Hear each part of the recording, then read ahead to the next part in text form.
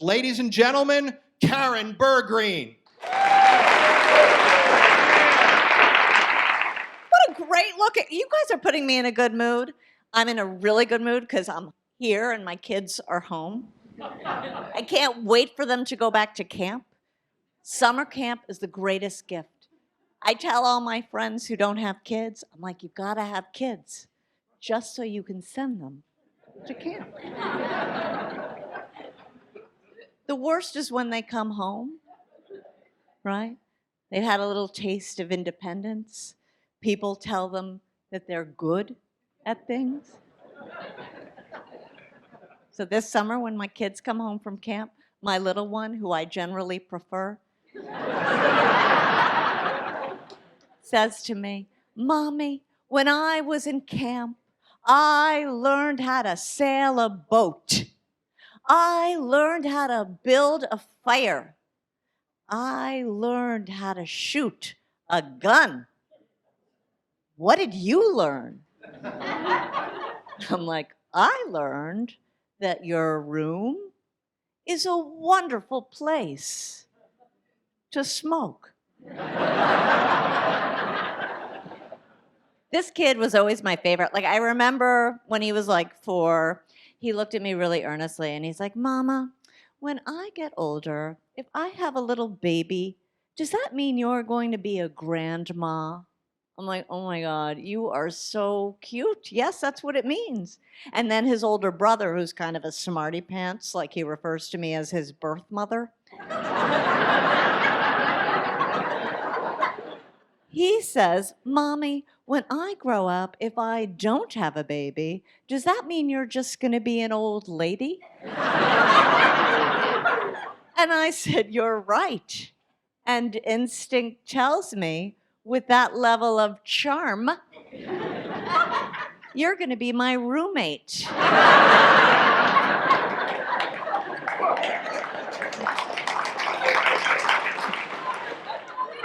I can never quit comedy. I have no skills. I've been married for 20 years. I have 2 boys. My only skill, and I'm really good at this, is passive aggression. But I don't want to be a flight attendant. I'd love to save you from that burning wreckage, but you didn't seem that interested in the safety demonstration. My friend called me up yesterday. She was crying. She's like, Karen, I don't know what to do. My cat got run over by a car. And I'm like, oh my God, I feel awful. I know just how you feel. My phone died. She's like, your phone? Your phone? You're comparing your phone to my cat, my companion? There's no comparison between a phone and a cat. And I'm like, oh my God, you're right. You can't listen to a podcast on a cat. Cat owners here? Yes, no, yes, yeah. How many do you have? 2, so you're a little freaky. So, no, I like cats. I think cats are fine if you want a stuffed animal that hates you. My friends all have cats, and I'm interested in them. I have a dog. Who has a dog here? Yes, everybody. Like, people are, when you ask people if they have a cat, they're like embarrassed, right? But they're like, no, it's okay, it's like a dog. But when I go over to my friend's house, I'm always like, oh, you could smell the cat, but you can't see it. I'm like, where's your cat? The one from Facebook with the lasers, right? And they say, oh, the cat hates people. It's in the cupboard, in the salad bowl. Would you like some salad? And then they go like, but if you come over here a few more times, the cat may grow accustomed to you. I'm like, I don't want to date your cat, right? Like, I'm going to go home tonight after being here for a couple of hours, and my dog is going to greet me like I was in Afghanistan. right? It's so exciting. Like if I'm having a really bad day, sometimes I leave, I come home, I leave, I come home, I leave, I come home just to get that greeting, right? Who has the dog? Who has the dog in the front? Anybody? No, nobody? You have one? What kind of dog do you have? Dachshund. Oh, I have a mutt, so superior. And what's the name? Kooky? That's cute. Uh, my dog's Tootsie. Again, better. And is Kooky is a girl, a boy? Girl, Tootsie too. Did you fix her? Fix her, like, make it so that she can't. You did, okay, because we are teaching Tootsie abstinence only, and every month that she doesn't get knocked up, we give her a purity biscuit. I like my husband. We've been together a long time. He went to France for business a couple of weeks ago, and he doesn't speak any French, and I speak a little bit of French, and he texted me from the airplane. How do you say "you're hot" in French? So I texted him back, "J'ai herpes."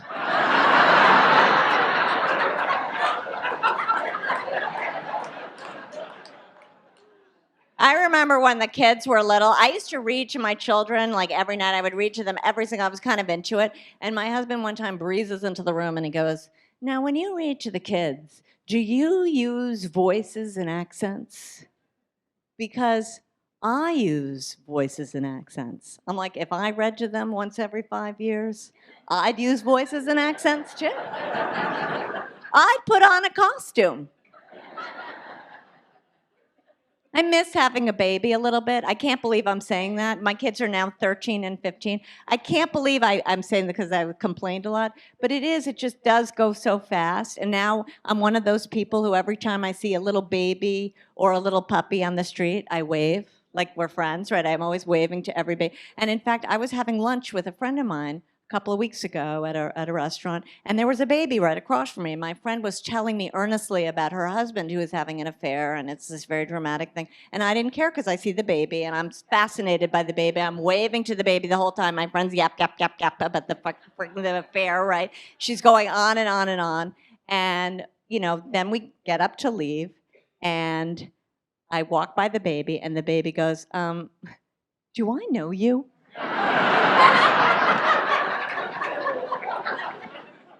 My neighbor is having a baby. It's very exciting. I feel like I'm going to be an aunt, right? And she showed me the sonogram, and she found out the sex of the baby. I didn't do that. I didn't find the sex out of my kid. I figure once you find out the gender, why continue with the pregnancy?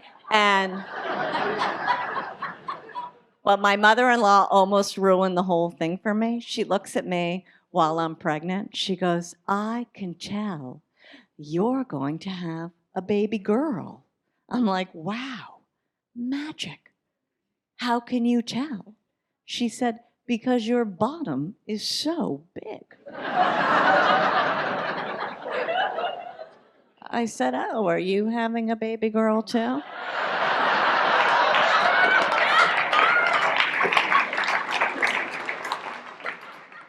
Like, who here sends out a Christmas letter? Right? Oh, right. They're just awful. Again, the men in the audience, confused. What am I talking about, a Christmas letter? That's because your wives are reading it and vetting it for you and throwing it in the garbage. Right? I mean, they're ridiculous. You get them? Like you be my fact checker, right? Because it's always a lot of bragging. And Manhattan, where I live, it's in addition to like the braggy letter, there's always like a lot of pictures, right? And I don't care if the people are on food stamps. You should see what these pictures look like. It's like a collage of riches. They're in a castle or in a safari, right? It's never like Carla at Fat Camp, right? And the text, though, is what kills me. Everything is always perfect. Occasionally, very infrequently, there'll be a footnote with a reference to rehab. but generally it's a lot of self-praise. We've had a powerful year. Baby Timmy, at the age of 9, has been asked to design the Freedom Tower. His little sister, Saffronophilia, at the age of 3, will be playing the harpsichord at Carnegie Hall. And as a family, we're all taking a walking trip around the world. When my kids were small, I wrote my own newsletter.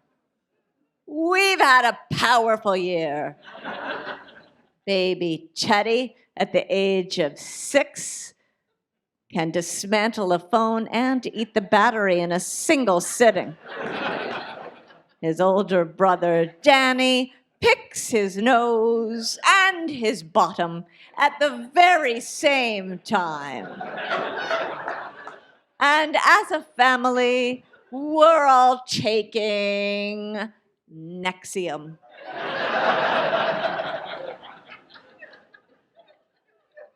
It really starts right at the birth, right? People change the outgoing message on the voicemail, right? The second the baby comes out, right? Like, I change my friends. Like, it's always like, my friend is like, Johnny and Janie and little Chucky can't get to the phone right now. I redid my friend's voicemail, and now it says, hi, we're really uninteresting. And now there's more of us. How about when they learn a word and they have to put them on the phone with you? Sometimes they have them answering the phone even though they can't process or transcribe information. I call my friends up to wish them a Merry Christmas. I get this.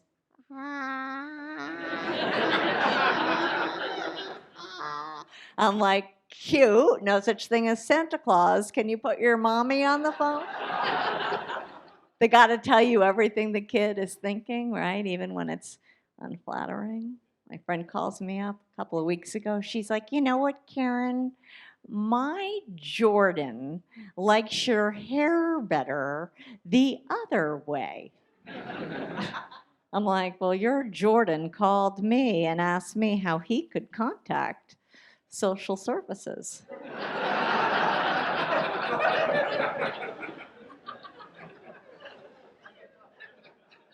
Too much information, right? Even on the birth announcement, people have to give you the exact weight of their baby. Like I care. I want to know the weight of the mother. Anyway, you guys are very nice. Thank you so much. My name is Karen. Please welcome Clayton Fletcher.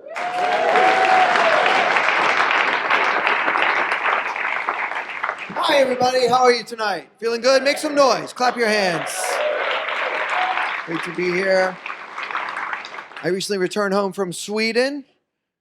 Best thing about visiting Sweden is when you come home, your friends ask how Switzerland was. I'm like, I don't know. I've never been to Switzerland. Like Americans, we don't know about other countries. Like, I didn't know about Sweden. I didn't know they speak perfect English. I thought they wouldn't understand me. I was nervous. But I didn't know. This is why we travel. I went to Dallas, Texas. There's a store in Dallas, Texas called Condoms to Go. Like somebody walked in, hi, these are for here. Hurry up, put them on a tray. This is urgent. We can't wait till we get home. Condoms to Go. Makes you think. Like maybe it used to be the condom store, but then they had to change the name after the incident. Like something happened one day and that we should be more specific. This store is takeout only. I pay attention. I take things literally. Even that word, literally. There's a reason we have that word. You're supposed to mean what you say. This girl was like, that movie literally scared me to death. Welcome back. That's an amazing trick. Do it again. Nobody did that for like 2,000 years, and now here you come. Happy Easter.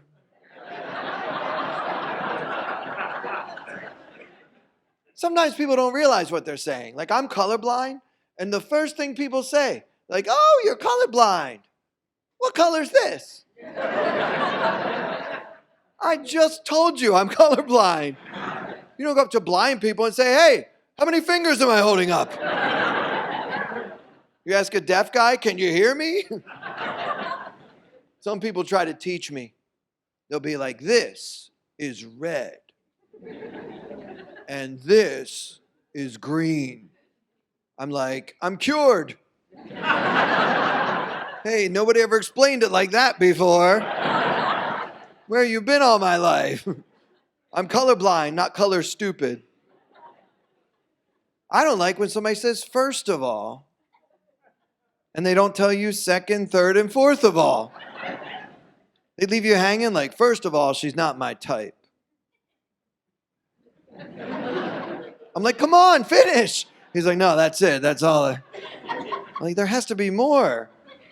Right? That's like going bump, ba-da-dum. That's cruel and unusual punishment. You ever go to movies with somebody and they already saw the movie? They nudge you every 5 seconds. Watch this part. Watch this part. This part's great. Watch this part. You're going to love this part. Watch this part. Watch this part. I'm like, oh, you want me to watch this part? Okay, let me just finish up this sculpture I was working on. Like, what do you think? I'm in a movie theater. There's literally nothing else to do. I'm watching every part. Get your elbow out of my rib cage.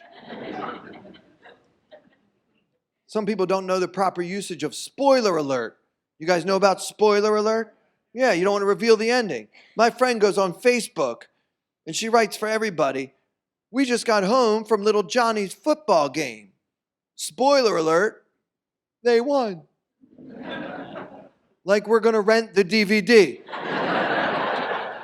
of little Johnny's football game. I'm like, no one cares about little Johnny's football game, first of all. And then I turned off my computer, left them hanging. You guys are a good crowd. We appreciate you coming out tonight because we tried it once without you. This was better, a lot better. But I have big news, you guys. I recently became a daddy. Yeah. Best thing ever. We didn't know if we were having a boy or a girl. We wanted to be surprised. But either way, we had the name picked out, Caitlin. I'm kidding. We didn't name our baby Caitlin. I don't think anybody will ever name their baby Caitlin ever again. That name's over. It's like Adolf. Right? You never see a mom like, have you seen little Adolf? I'm looking for my son. He's this tall, kind of bossy. Has a mustache. His sister, Caitlin. Did you see that? Their cousin, Donald.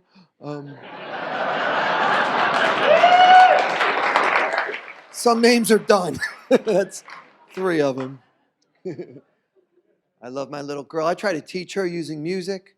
But do you know they have never changed children's songs like hundreds of years, the same old songs? We need to update these songs for modern times. Like, if you're happy and you know it, swipe right. If your brother has colitis, send a sad emoji. Oh, that's really sad. If your sister's gender neutral and she can't eat any bread, you know, update the songs. Do you guys know about this new disease? The kids can't eat bread, you guys. They'll die. Bread. The stuff they eat in the Bible. We've been eating for how many thousands of years? Like, if you can't eat bread, maybe you just shouldn't be here. It's okay. It's just a theory. The theory of evolution. Oh, you guys know that theory, right? What would Darwin say? You can't handle toast. It's not their fault, you guys. Kids are allergic to everything now. Peanuts? That's new. My mother sent me to school every day with a peanut butter sandwich. and nobody died. She would put that sandwich in a lunchbox made out of lead and lined with asbestos. We were fine. We were tough kids back then. We would use the asbestos, right, to wipe the peanuts off the face. We were tough back then. We didn't get trophies for last place. Can you imagine a modern child eating my sandwich from when I was a kid? That's bread and peanuts together. He's going to explode. That kid's not going to make it to fourth period. You couldn't even do the Bible today because there's bread on every page. You try to do the Last Supper, he's like, take my body. And the other guy's like, well, actually, do you have any gluten-free options? You know, like some sushi or pastrami, something? Just bread, that's all? Okay, just double me up on the blood. We'll call it even. Right? No one's allergic to wine. Go figure. It's like old MacDonald had an organic farm, E-I-E-I-O. And on his farm he had free-range chicken. You guys eat that stuff, the free-range chicken? It doesn't taste right. It's kind of bland. It's almost like food tastes better if it's been tortured. I'm like, I don't like this chicken. I want hormones in my chicken, okay? It tastes better with the hormones. I want steroids in my chicken. I want chicken that can hit 800 home runs. I want some A-Rod chicken. Do you have any? That joke sponsored by PETA. Like Humpty Dumpty sat on a wall. Humpty Dumpty had HPV. Let that be a lesson to you, kids. Don't sit on a wall with no pants on. Lesson to be learned. Family's everything to me. I had an interesting family. My mother was a professional poker player. Can you imagine what that was like growing up? You ever try to lie to a poker player? I was 15. She said, Clayton, did you drink my wine? I said, no. She's like, I call. I'm like, yeah, I drank the wine. She's like, I know you did. Stop bluffing. She taught me how to play. Yeah.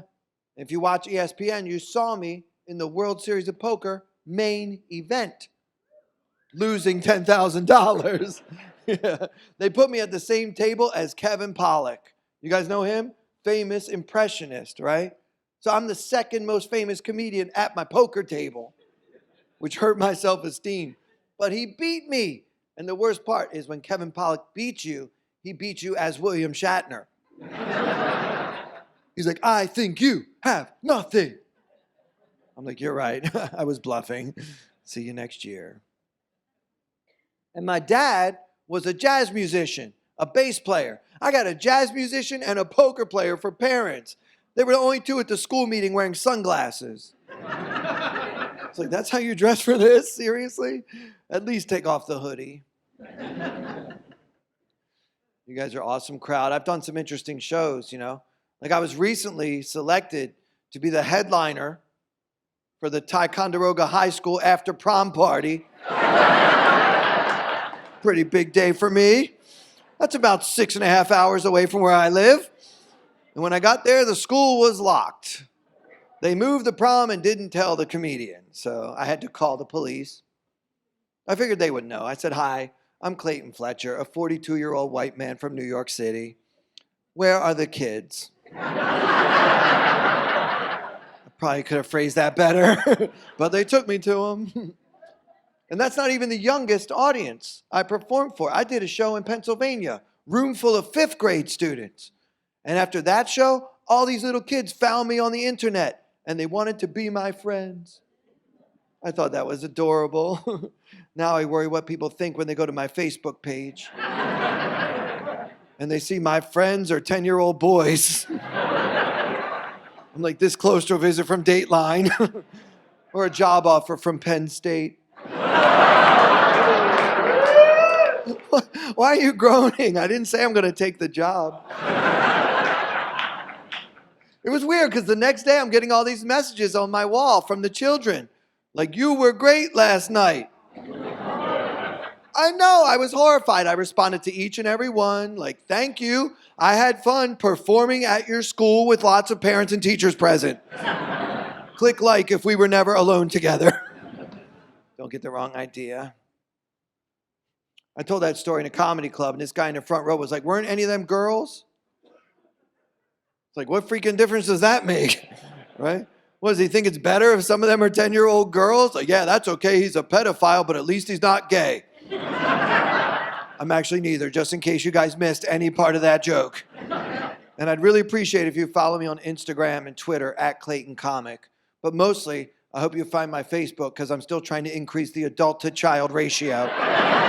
You guys are amazing. Thank you so much. Yeah, so how do you come up with material? You just think about yourself a lot and then... I look in the mirror, I admire me, and then I go, what would I like to say about me? What would me like I to say about me? Right. You know, I write, I know you know this because you're also a writer, I write every day. Yeah. You know, for me that's the key. As long as I'm writing every day, I don't care if it's good every day, I just need to actually put pen to paper. Yeah. Every day. So I write for over an hour a day every day. Then that's the time I allot for stand-up.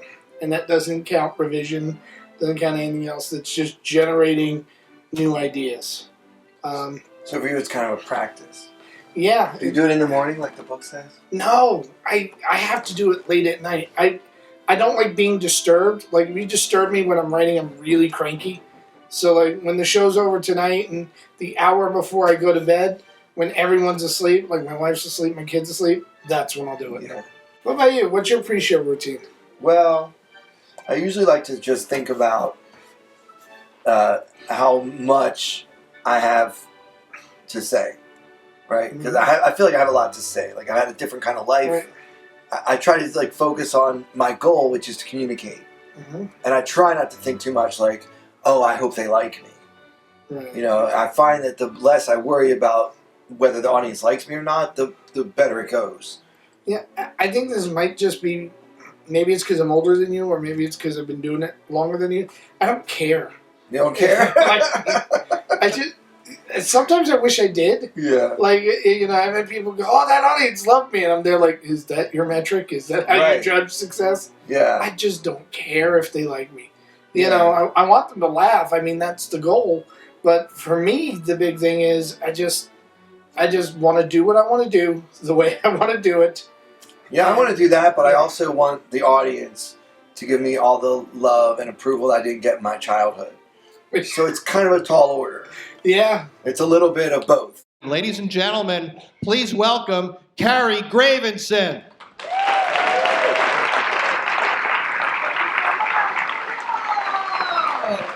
How is everyone? Yay! We are good. I've been to a mustache party. Do you guys know what a mustache party is? It's a party where everybody in attendance has to wear a mustache. So when you host a mustache party, you have to get mustaches for people who can't grow their own. And that's women under 65 of non-Mediterranean descent, right? So I went to a party supply store to get mustaches, and I asked the girl who worked there, I said, excuse me, do you sell mustaches? And she said, I think we sell fake ones.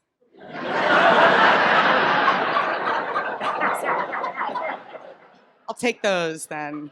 That sounds good to me, I guess. So I'm a single lady, and one time I said I was single on stage, and a woman in front went, get in line. Like super aggressive, like, right? Are there single people in this audience? Is there a line? There's a line we're supposed to be on, right? No? I didn't know there was a line, and I didn't get in the line right as I got dumped. So I'm further back than I should be. You see what I mean? Like, I need to move up.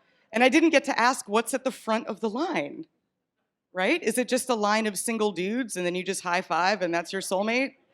Yeah, I assume at the front of the line it's just a cliff. kill yourself. You didn't find anyone. You can just, and at the bottom there's just a pile of lonely women like crawling toward the cat store. Like, that's all I've got. I know this is not uncommon, but I like Tinder. I like Tinder because it is efficient.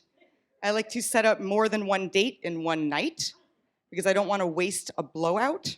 Right? If I'm gonna blow my hair out, I want 3 dudes to see it.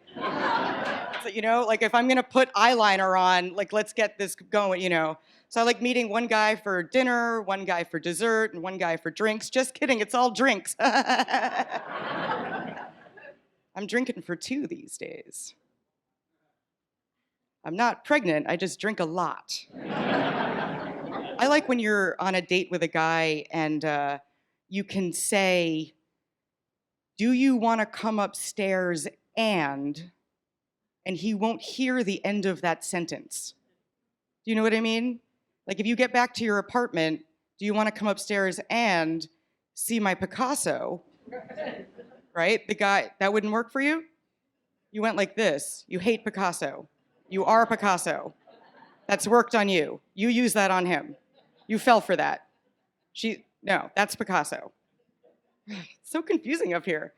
Yeah, but you can try like, do you want to come upstairs and I may or may not murder you, but then we can have brunch. And the guy's like, his pants are already down. It's like amazing. It's incredible. I tried to meet a guy in a bar. Has anyone done this rookie mistake? Is that where you guys met, Picasso? Do you even know each other? Is there even a person there? You're backlit, okay. Yeah, I went to a bar to meet a guy, and I did meet a guy, and he was so attractive that it like lowers your IQ. Do you know what I mean? Like that guy, yeah. Where you're like, oh, hi, how are you? You know, and like you can't. And he starts talking to me. So I already feel good that there's like an attractive person giving me some attention, like that feels good. And I'm talking, I'm flirting, I'm doing that, like it's going well. And I finally say, what do you do for a living? And he says, I'm a sanitation worker. Which is fine, that's totally fine. He's hot, he has a job, he's in a union, like what do I need, you know? But he goes, I'm a sanitation worker. And then he looks me up and down and he goes, so I'm used to picking up trash. So I said, did you just admit that you're picking me up? Still got it, everybody. I told my dad about trying to set up multiple dates in one night, and my dad did not like that idea. He said, I wish you would only date one man at a time, wildly inefficient. And I said, why? Like prepared for battle to like explain the efficiency of it. And he goes, I just don't want to see you on the cover of Slut magazine. Me, right? How disappointed would the subscribers of Slut magazine be? Hey, gentlemen, here's your cover. This girl, she's been on 3 dates. Here's your slut for November. Like it wouldn't go very well, you know? You guys have been wonderful. Enjoy the rest of your night. Please welcome Jim Mendros.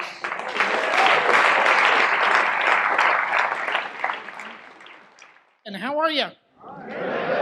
There's like 4 people doing good. Rest of y'all giving me a look like you better be funny in a hurry. This is good. Emelin Theater, Mamaroneck, New York. Is this a nice town? Because I moved to suburbia and I don't like it. Yeah, I did. I moved to Fair Lawn. New Jersey, because I met a woman and she had a kid. And when I said, let's get married, she went, well, we got to move out of here because of the schools. That's how they get you. That's how they get you into suburbia. Do you know what I'm saying? Because nobody who's lived in New York City their whole life hears Fair Lawn, New Jersey and goes, I'm moving there. Nobody hears that. So I'm there like, well, okay, good school. So I'll move because of the schools. And then I went there, and here's the whole thing. I know you guys live in the suburbs, but silence is creepy. Like the first night, I'm laying down to sleep and I'm hearing crickets and I'm going, what the hell is that? I could not sleep for 4 days because I thought something was coming in my house to kill me. And they do. They come into your house to kill you. Like the first day I moved in there, a chipmunk broke into my house.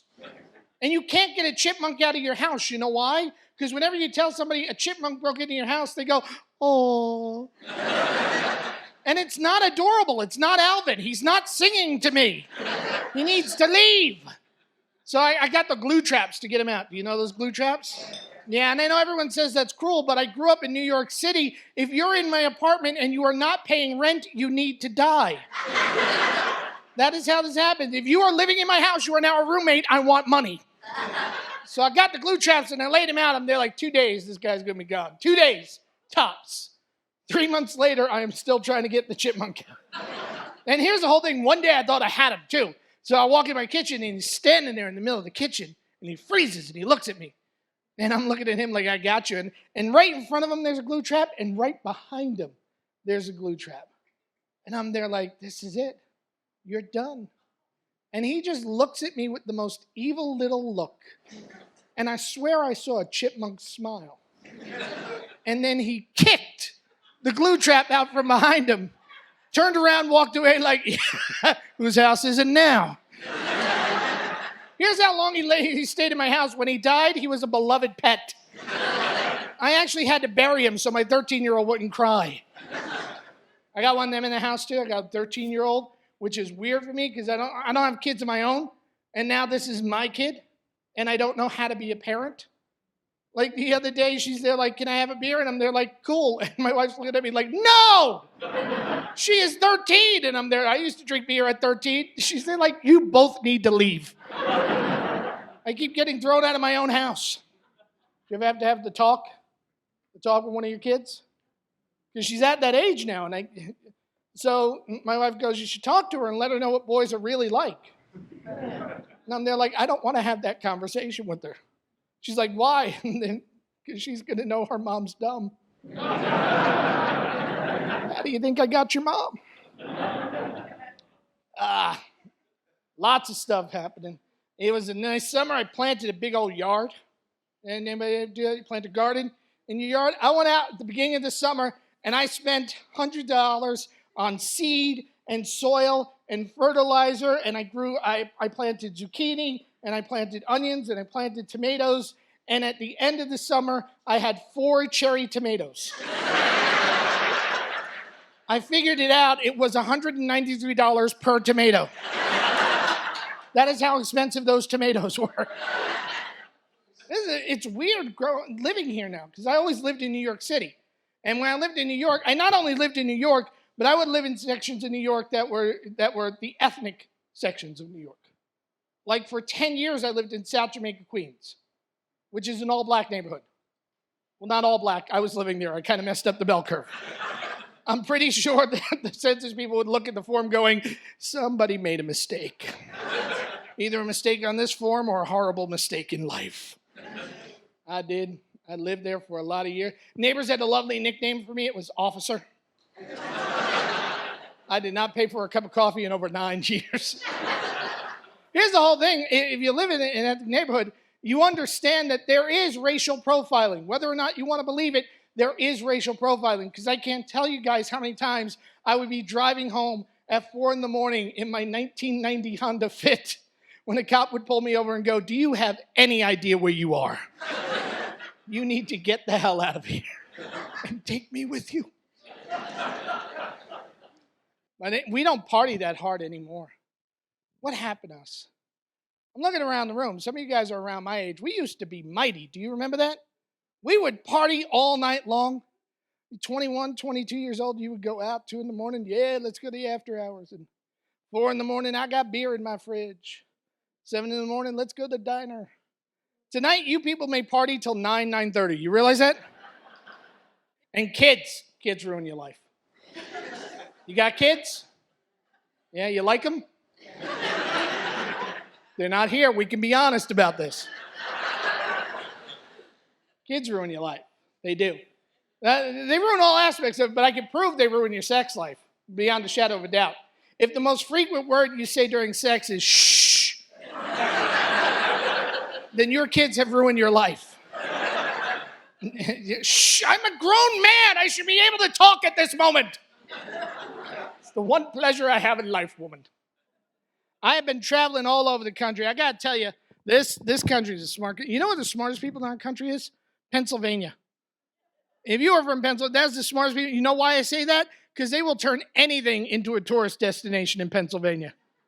Hey, what do you want to do with this broken bell? Leave it in the middle of town. People will come. Trust me on this. That has to be the ugliest factory I've ever seen. Put a roller coaster next to it. Hershey Park. Think outside the box. I was overseas. I performed for the troops overseas. I was in Korea.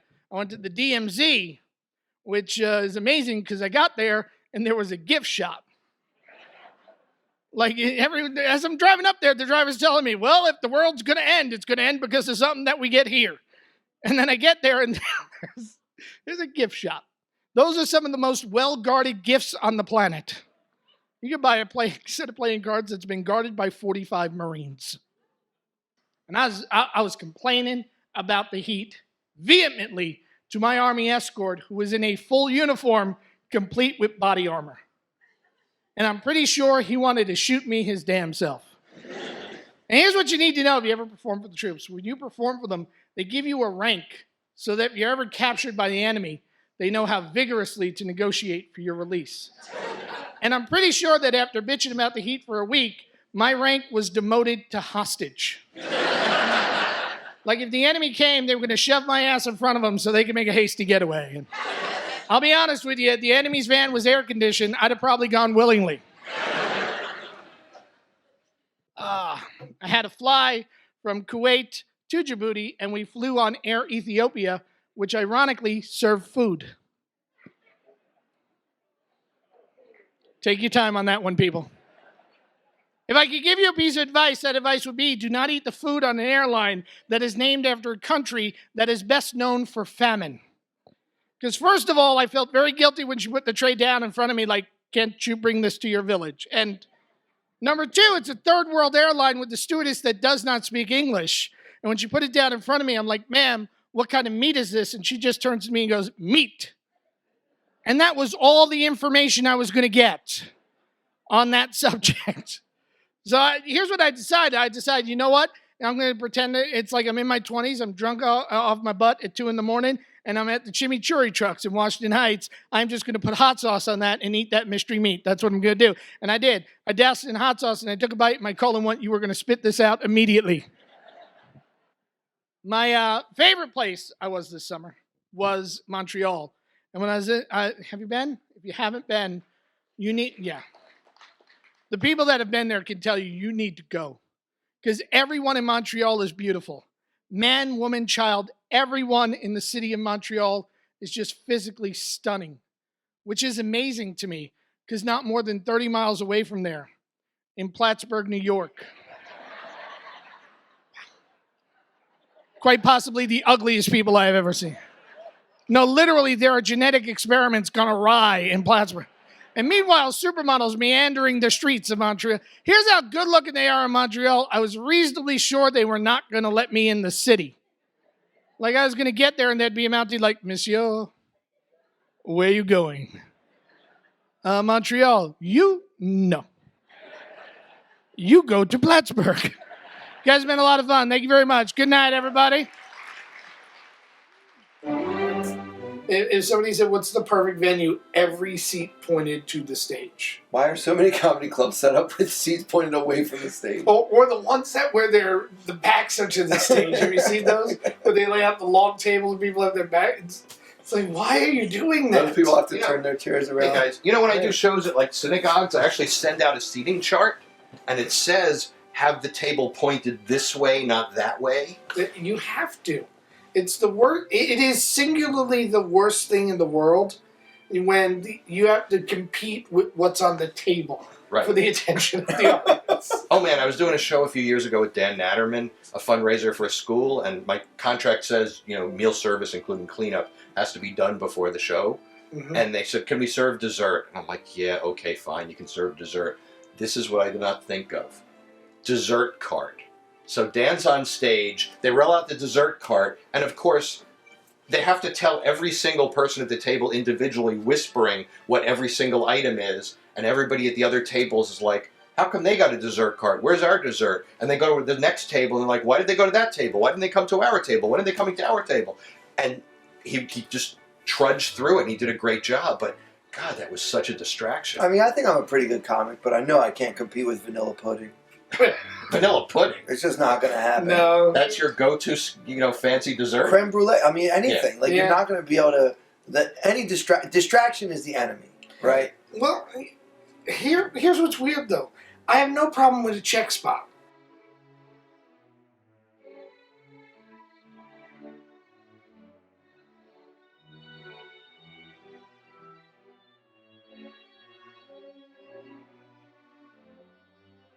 Like in a comedy club, when they drop the check spot on the headliners, which I've done my whole million life, times, yeah. it's like, I have no problem with that.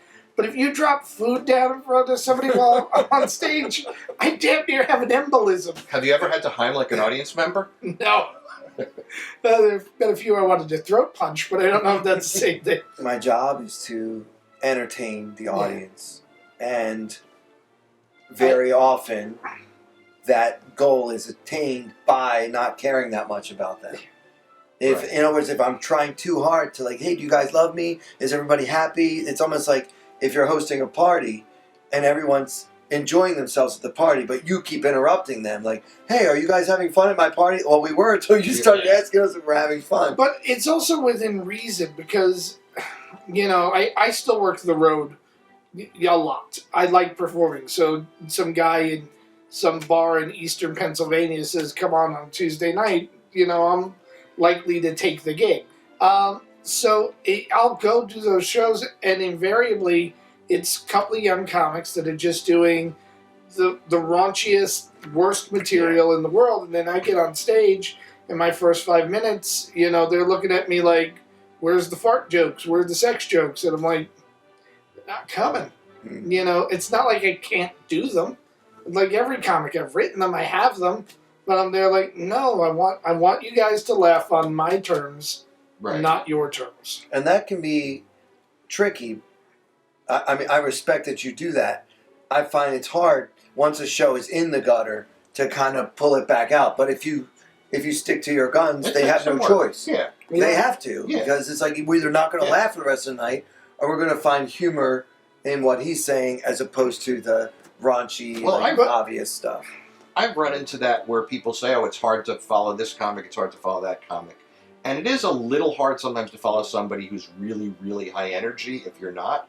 But I found the way to do that is to not compete, not to try to match them, but to go out Just really do what you slowly, but even more slowly, go deliberately slowly take the mic out of the stand, move the mic stand behind you, and then start talking. And that puts a real, they realize there's been a change. But to follow somebody who's just been absolutely filthy, the audience needs to realize there's a transition. And it may take a couple of minutes to make them realize. But I've always found that you need to have control. Like when an audience is really loud, I get really soft and I back off the mic. As opposed to trying to out-yell them, which is what every comic does. No, you people want to hear. You're going to listen. Put your hands together. Help me welcome Mr. Sha Eli. Sha Eli, ladies and gentlemen.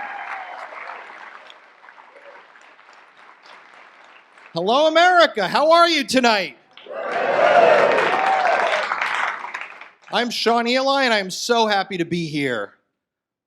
But I'm a New Yorker. I'm happy to be anywhere I can park for free. An interesting drive here. Some of you probably remember a few years ago, the Supreme Court decided that corporations are legally the same as people. You remember this? So on the drive here, I threw 2 stock certificates into the passenger seat, drove here in the carpool lane.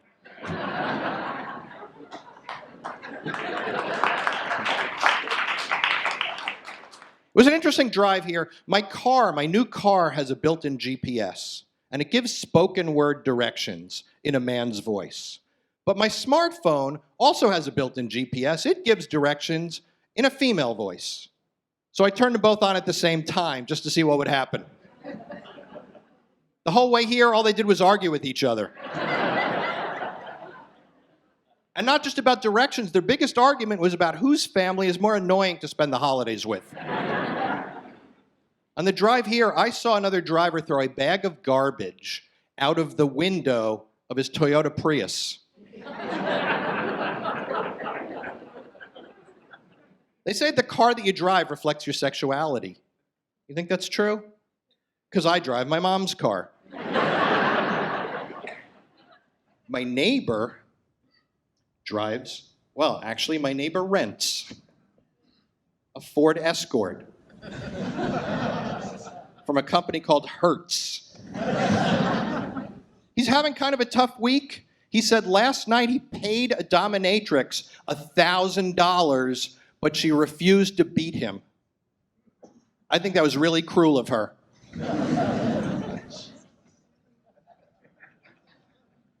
I think the car does reflect your sexuality because I drive an Infiniti. They also say that women want to marry somebody like their father and men somebody like their mother. Yeah, this I doubt. I'll admit, I like smart women and my mother has a master's degree. But I have never, ever, ever dated anybody nearly as hot as my mom. Too creepy for TV? My girlfriend's very smart. I met her on the internet. Craigslist. She came with the sofa. She's very smart. She told me she's an expert on health and medicine because she's a doctor. I was skeptical, but then she explained it to me. She said, Sha Eli, I went to medical school for 4 years. That is 8 semesters of medical education. I said, big deal. I've watched 9 seasons of House. She did tell me one thing I didn't know, though. She said it's unethical. It's against the rules for doctors to date their patients, which I think is a darn fine rule for a pediatrician. Also an excellent rule for a veterinarian. But she and I get along well. She wants to move in with me, so she's helping me redecorate. Or as she calls it, getting rid of all of his stuff. But then she explained to me how it works. She said, the philosophy of Feng Shui is that every single piece of furniture has its own proper place. And the place for her furniture is the living room. And my furniture gets placed at the curb. Then she said, what about the smelly, mangy brown thing? Like, you mean my dog? She said the philosophy is if it doesn't bring you joy, get rid of it. And then she wonders why there's never any vegetables in the refrigerator. She said the first thing we need to get is a chartreuse love seat. So I said, great, I understand what a love seat is. It's a 2-person sofa. But what's a chartreuse? She said it's a color. I said, really? Because it doesn't sound like the name of a color. Like blue sounds like the name of a color. Chartreuse sounds like the name of a fat stripper. Then she said, for contrast, we should get brick pillows. I said, brick isn't a color either. Brick is what a guy gets hit with when his girlfriend catches him on the love seat with chartreuse. The stripper. I was just telling you about her 14 seconds ago. Then she said we need burgundy carpeting, and burgundy isn't a color either. Burgundy is a place. Why do people think it's a color? I mean, New Jersey's not a color. Of course not. It's an odor.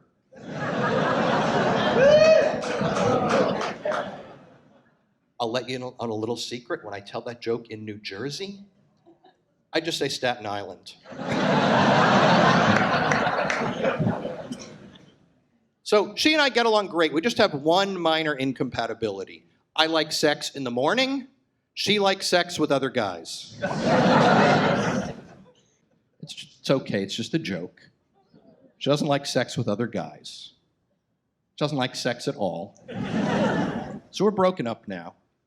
My parents have a great relationship. They have been together for 64 years. And they're still madly in love. Their secret is they have always worked together. My dad is a piano player in a brothel.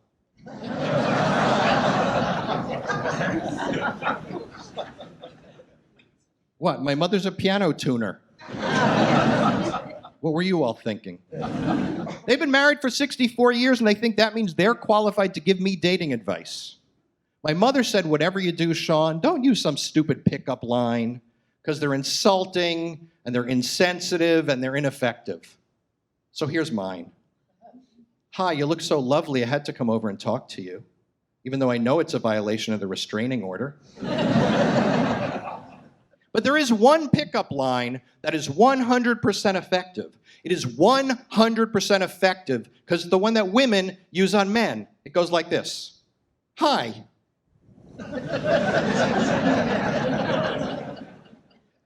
As well as they get along, they were giving me dating advice. My mother said, date a lot of women, and that way when you find the one, you'll know. And my father said, no. Date one woman at a time, and then when you know, you'll know she's the right one. And they were arguing, and I said, okay, we're going to settle this. We're going to compromise. I'm going to date 3 women. One that mom would like, one that dad would like, and one that I like. And the one that mom liked has a PhD and speaks 5 languages. The one that dad liked is a gourmet chef with really big breasts. And the one that I like is a gourmet chef with really big breasts. You know, you hear all this talk about a stereotypical Jewish mother, right?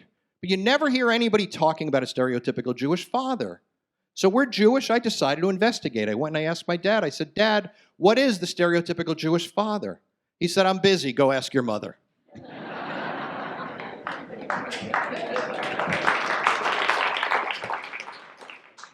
So my parents have friends of, all different religions, and I was visiting them around holiday time, and they got one of these obnoxious Christmas letters from a neighbor. Now, I'm sure you know the type. Nobody here would send one of those obnoxious letters, I'm sure. But these letters you get that are just all bragging, right? Like, dear friends and family, we've had a great year. Our 5 sons, the surgeons. This year they all married supermodels from Harvard. And our daughter, the Supreme Court Justice, after she finished climbing Mount Everest, barefoot, became the first woman ever to get signed to pitch for the New York Yankees. And she's only 8. One of those letters. My mother reads us with tears in her eyes, and she says, how do I respond to this? I mean, your father had to give up driving because of his eyesight. And I need a walker to get around now. Because, my parents are getting up in years. My mother said, how do I respond to this? I said, how about, hey, stupid, we're 94 and we're still alive. My dad is 94, and on Tuesday, I took him to a new doctor, which I've been doing a lot lately because he keeps outliving all the old doctors. And when you're 94 years old and you see a new doctor, before the physical exam, the doctor asks some questions just to see how you're doing. Because some 94-year-olds, they are starting to slip, but not my dad. My dad's actually a retired accountant, and he is as sharp as ever. Now, I know doctors are smart, but doctors are like science smart. My dad's a retired accountant, and he's accounting smart, and there's a difference. So the first question the doctor asked my father, he said, if you had $1 and you took away 35 cents, how much would you have left? And my father said, if I had $1 and I took away 35 cents, I would still have $1.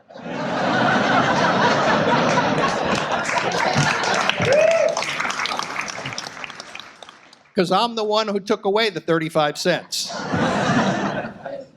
When I was a kid, I grew up in New York, and I was a kid, I would go to the comedy clubs in New York City, but since I was underage, I wasn't supposed to be there, so my friends were afraid to go with me. And when I got to school the next day, they would ask me to tell them the jokes that I heard at the comedy club. And the thing is, as you've seen, it's not jokes. It's not like, a rabbi, an antelope, and a pizza walk into a bar, right? It's not jokey kind of stuff that we tell. But I decided if I ever became a stand-up comedian, I would write the kind of joke that you can go home and tell your friends. So that's what I did. So a police officer pulls over a beat-up car, woman in the passenger seat, man in the driver's seat. And as he approaches the car, he hears the woman yelling at the driver, "You moron, I told you to slow down." You never listen to me. You should always listen to me because I'm always right and you're always wrong, you idiot. Cop gets up to the car. The guy rolls down the window. The woman is still yelling at the driver. Cop says, license and registration, please. The woman's saying, you probably don't even have it with you, but I don't even know why I bother to carry a wallet, you worthless piece of garbage. You never have any money. I never should have married you. I should have married your brother. You know, he wanted to marry me too. Instead, I married Mr. Big Shot over here. If I'd married your brother, I would be a doctor's wife with a mansion in Scarsdale and a house in the Hamptons. We'd be driving a Lexus instead of this piece of garbage. And the cop is thinking, I should arrest this guy. Because for him, prison would be a vacation. Or I could lend him my gun. Because whether he shoots himself or her, either way, he's better off. The guy hands over his license. The woman is still yelling. The cop goes back to the car, types it into his computer. The guy's got a clean driving record. And the police officer's thinking, I can't give this guy a ticket. His life is so bad. If I give her more ammunition, his life is going to get even worse. So he goes back to the car, gives the license and registration back, and says, sir, just please try to drive more carefully. As the cop drives away, the woman turns to the man and she says, told you I could get you out of a ticket.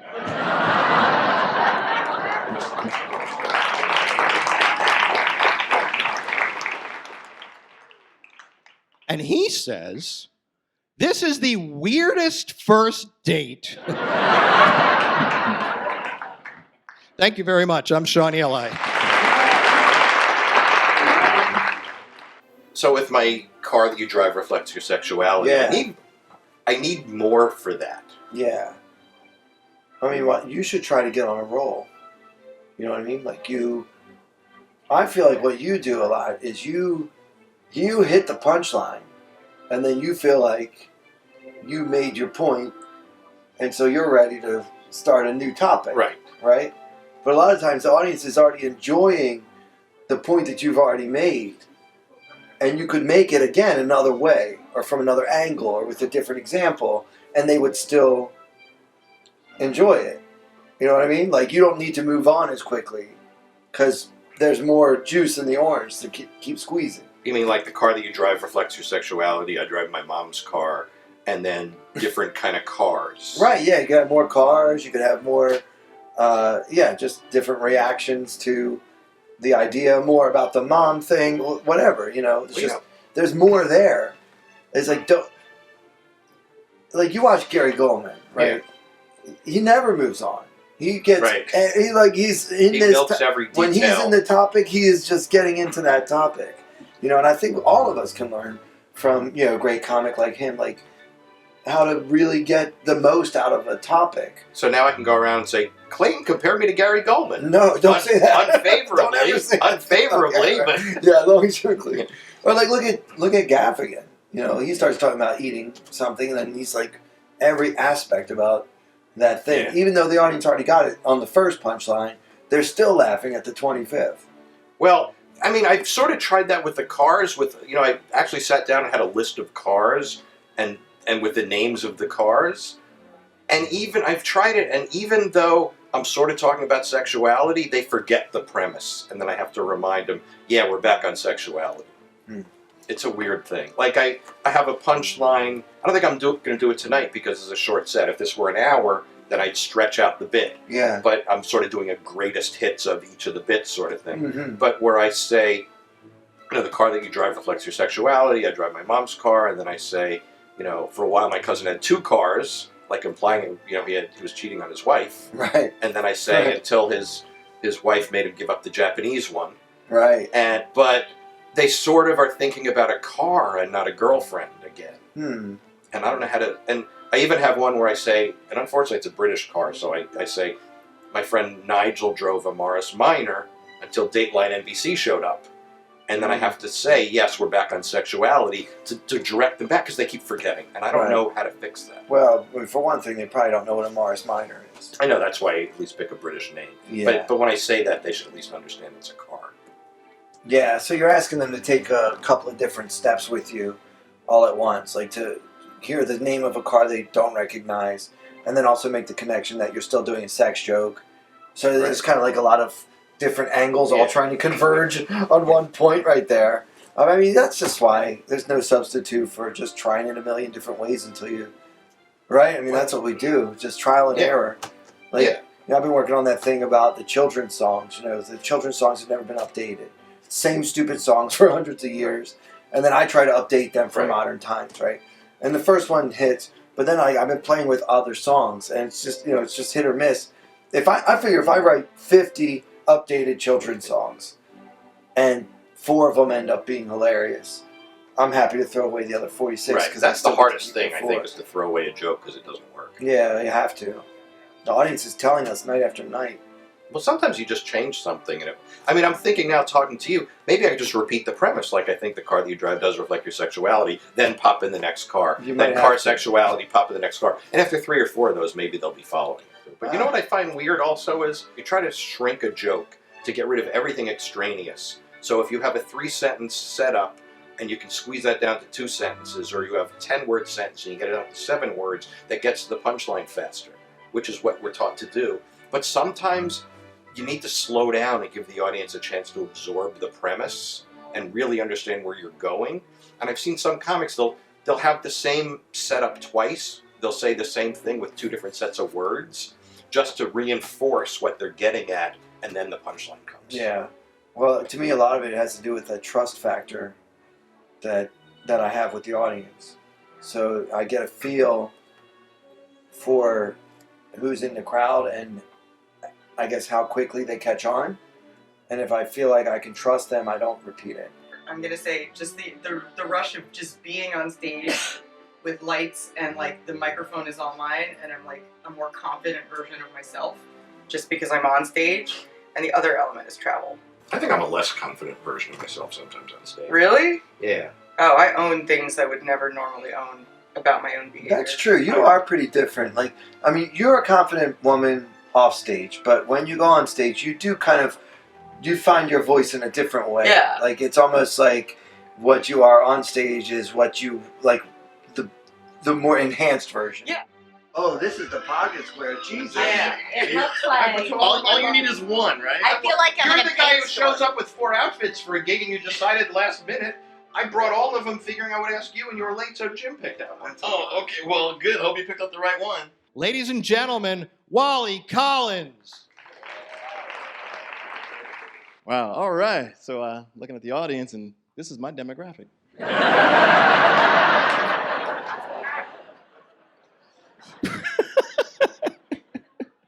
Wow. Do you guys have black people here, or do they just like run through it as a... What's their name? Taurus? What's going on? Oh, my goodness. But I should be used to this, man. Before I got into stand-up, I was an architect. And working in a firm like that, I was the only chip in the cookie. And I was the only black guy in the building.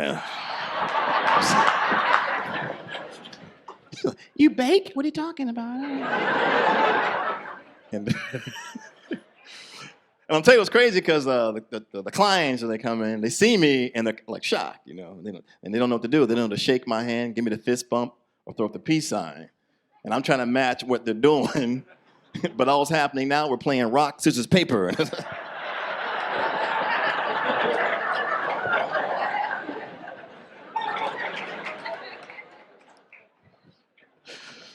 Well, man, I live in New York, man. You can't get bored in New York City, though. But New York City, man. I like watching the tourists take the subway in New York City. That's my favorite pastime, in fact. I do. When I get bored, I'm like, you know what? Let me take the subway, just watch the tourists. I miss my stop just watching the tourists take the subway.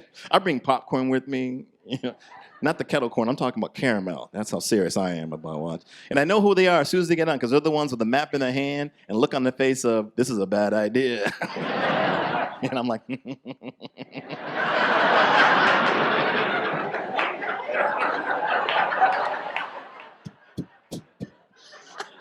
it's gonna be good.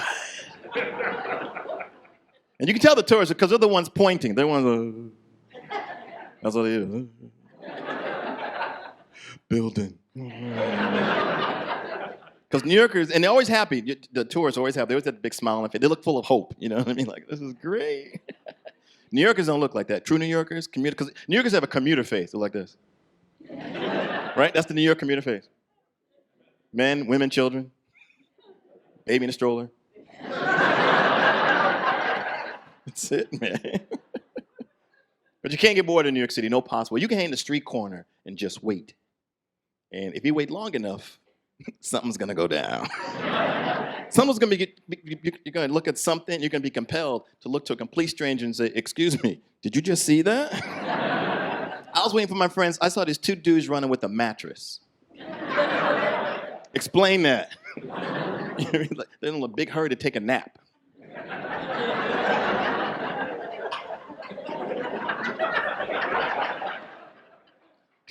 I remember one time, it was a summer day, and it started pouring raining, and I ducked into a doorway next to this dude. It's just me and him standing in the doorway, and he starts talking to himself. He said, "Hey, don't talk to me like that. You don't know me. Chicken nugget." I'm like, oh, this dude's crazy. So now, what do? Do I run in the pouring rain or stand this crazy dude? Right? I'm getting nervous. Plus, I'm wearing suede. So you see my dilemma?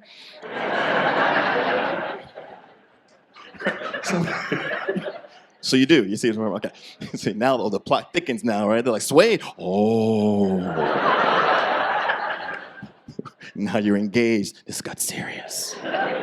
So I'm looking in the corner of my eye, right? I'm looking at him to see, what's going on. And I'm watching him, and he turns his head, and he has a cell phone ear thing in his ear with a cord, right? And I'm like, oh, he's on the phone. Okay. I thought he was crazy. And then I found that phone cord. No phone, just a cord. So like,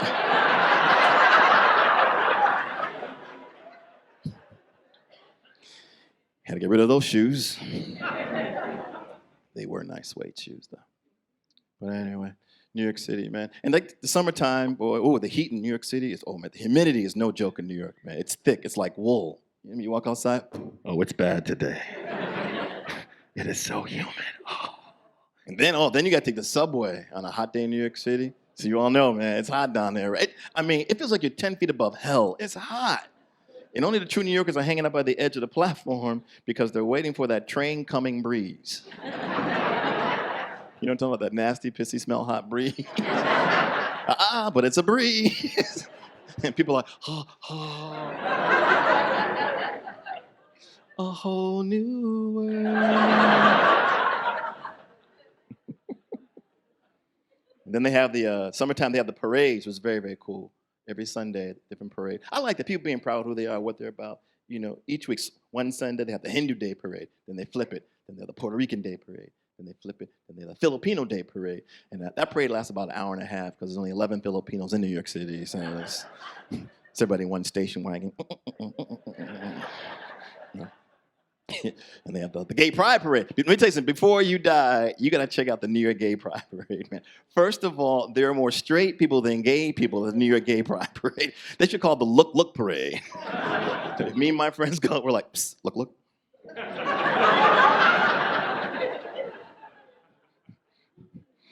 They're kissing. And you all know exactly what I'm talking about. When you're someplace and you can't point to traditional, hey, look at them with the finger, right? You gotta get in a corner, keep perfectly still, and point with all your energy. Look over there.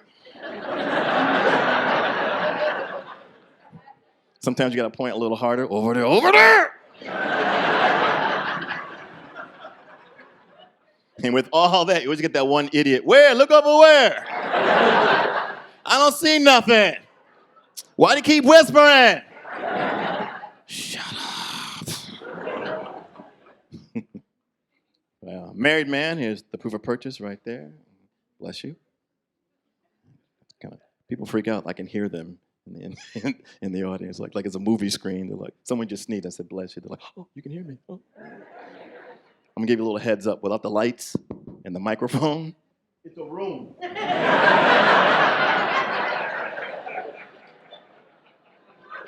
All rules apply.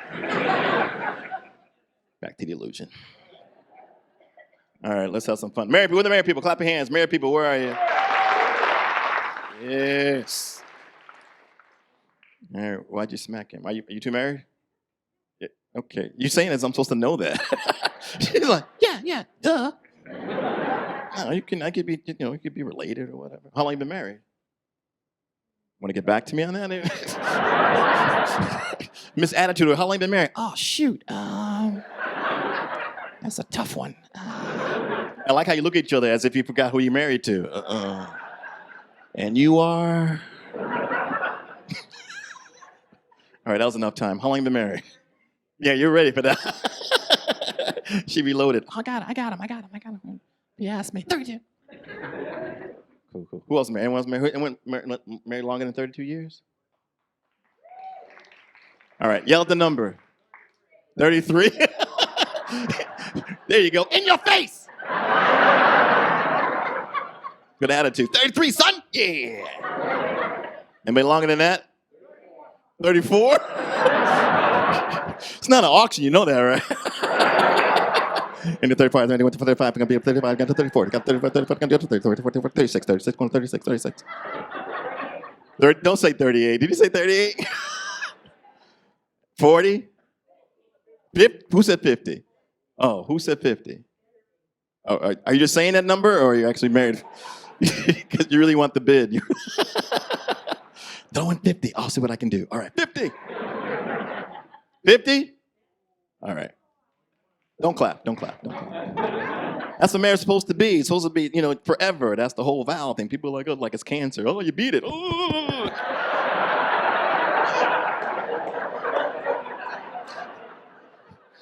Yo, we are a clapping society. We clap for everything, man. The most stupidest things. People will clap at the end of a movie while the credits are rolling. The people in the movie are not even in the theater. Still clapping. That was a good movie. You think they can hear us? I don't know. Let's try. People applaud when a plane lands. Like, oh, we landed. Do you boo if it crashes? That's my question. You suck. Boo. The worst one is when people clap if anyone's over 90 years old. I hate that, man. How old are you? 97. People are like, oh, 97. Oh. You know what you're saying? That's the biggest. You know what you're saying? You're saying, oh, you're not dead yet? Oh. No, don't clap, man. But we do clap. Who's been married less than anyone married less than a year?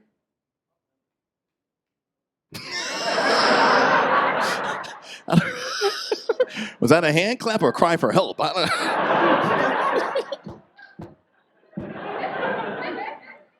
Help. Less than a year? How long? There you go. All right. Still in love. Look at that. They look at each other like, oh. 50 years is like, why are you sitting next to me? I know where you live.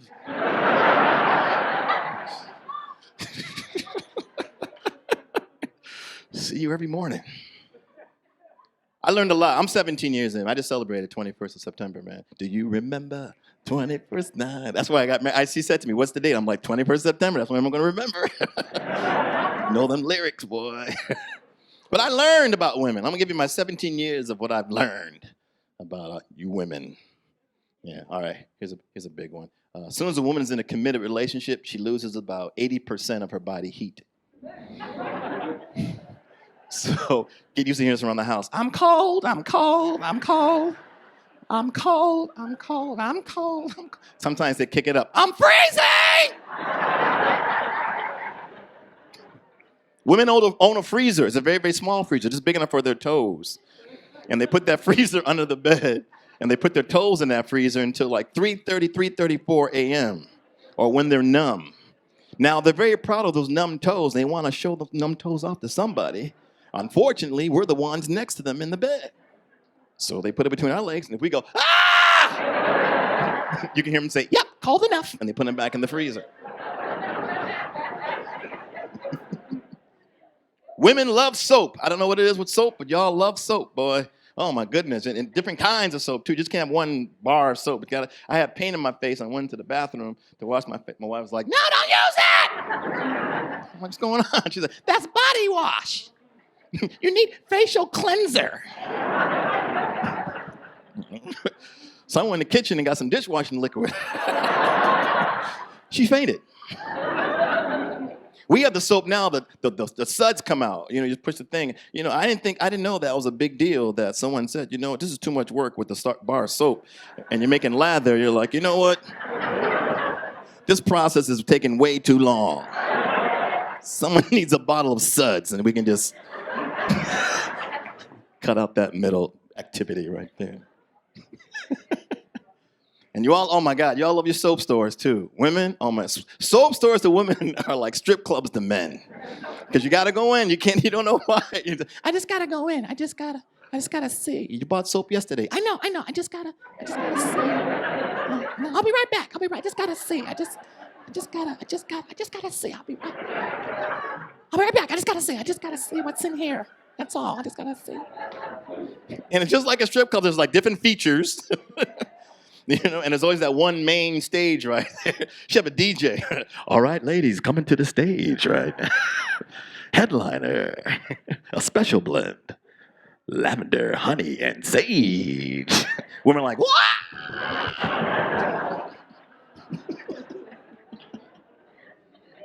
Oh, boy. What else? Also, men, it is your responsibility to take all the responsibility whatever you do in her dreams. Yes. 4 o'clock in the morning, I get punched in the head.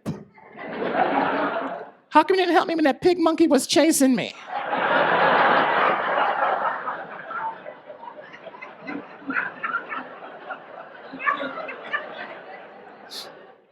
I didn't know pig monkeys could run that fast.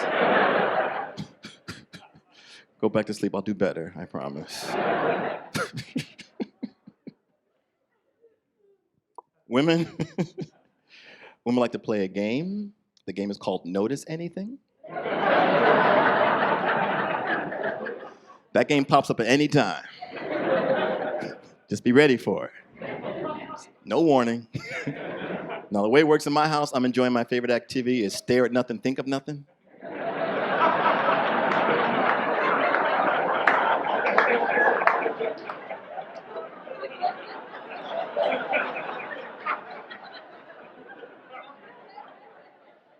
Ladies, you don't understand. I'm having a great time right now.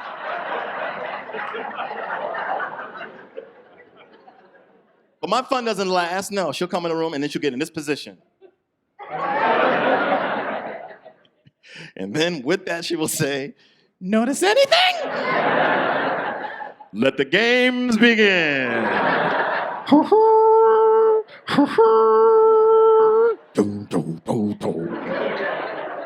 I'm terrible at this game, but I gotta guess, and every guess I make, it just makes matters worse. Your shoes? No. Your shirt? No. Your hair? No! Well, what is it? It's so obvious.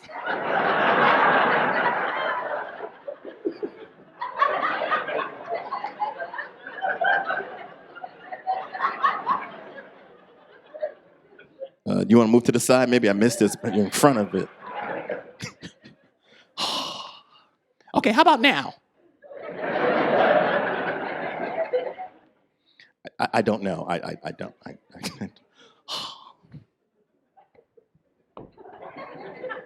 It's 2 weeks to my birthday. All right, I'm done. Thanks, Liz, everybody else. Good night.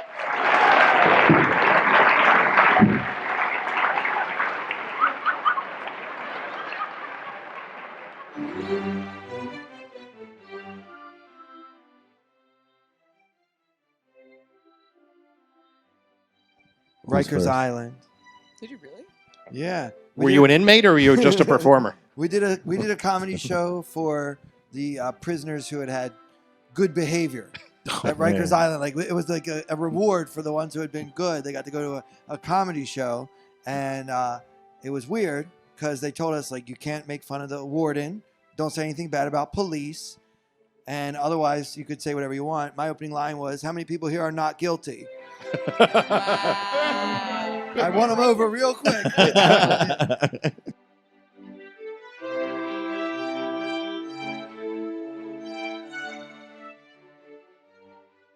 I sometimes wake up in the middle of the night and I just turn on my computer and just start typing away, and that's where some of my stuff comes from, and that's why it sounds like I'm asleep when I'm on stage.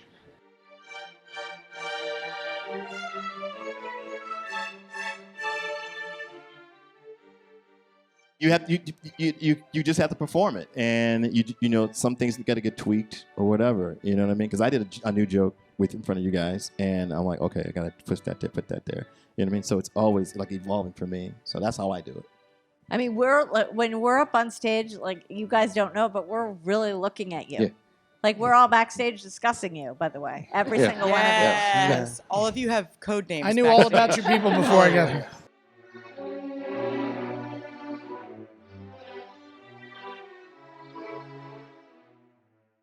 If you have a terrible set, I mean, those are the war stories we tell. Yeah, they're Mhm. great. That's how we bond with each other. Be like, I had the worst set. Right. Yeah. You know. So like you start off by like doing your joke, and if they don't laugh, you try another one. If that one doesn't work, you kind of have to like abandon ship a little bit and start addressing the elephant in the room. Right. And so like I bombed so much that I have like hours of bombing material. And if they don't laugh at my bombing material, I'm just screwed. It's not gonna happen. I do also have to say, when I run into the audiences that are really bad, I don't care. You're wrong. Yeah. I know I'm Yeah. funny. That's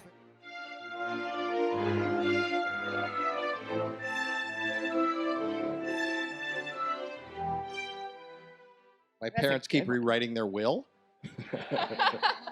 I'm divorced 3 times, so My That's mom very loves right it. there. My mom is my biggest fan. She gets offended if she's not in a joke. Hmm. But she raised me, so it's her fault.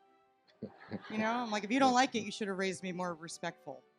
I have to say, in terms of jokes we do about people we know, single comedians constantly we go on a date and all we hear is, "You're not going to talk about me on stage, are you?" I'm like, "No, of course not." "Yeah, I'm gonna."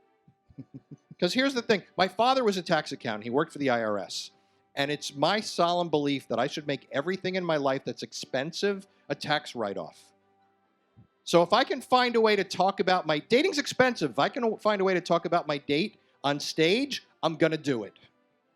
That's clever. Wow. That's clever. My Yeah. kids love it. They love it. They help me write the jokes. They think it's fun. They know it's all in good fun. I didn't tell them until about a year or two ago.